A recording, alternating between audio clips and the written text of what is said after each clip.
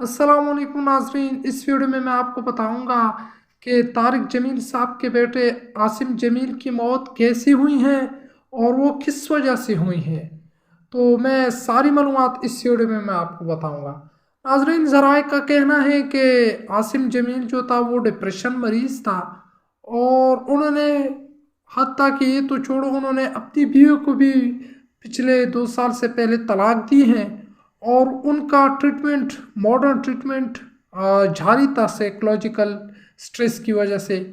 लिहाजा ये फिर भी ठीक ना हुआ, उनका भाई का कहना है। तो उन्होंने बलाखिर इस काम को सर अंजाम दे दिया। नाज़रीन, ये जब कल जिम के लिए निकला था तो उसने अपनी ही गार्ड से पिस्तौल मांगी। तो गार्ड वालों ने ये सोचा कि शायद ही कोई और काम कर लेगा, लिहाजा उन्होंने ये पिस्तौल दी उसको। और जो ही उन्होंने पिस्तौल दी तो इसने अपनी ही सीने पर फिक्स करके अपने आप को शूट कर दिया।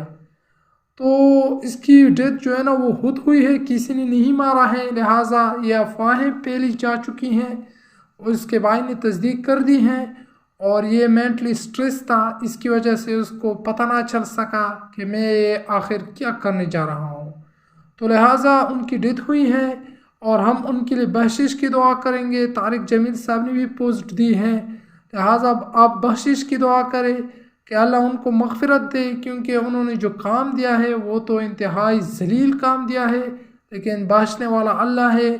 इंशाल्लाह हम बख्शने की दुआ करेंगे। तो नाज़रीन, ये था मेरा वीडियोज़। अगर आपको पसंद आई हो तो इसी तरह मैं फिर भी आपको ज़बरदस्त अपडेट्स दूंगा। मुझे सपोर्ट करते रहिए। अगली वीडियो तक वस्सलाम।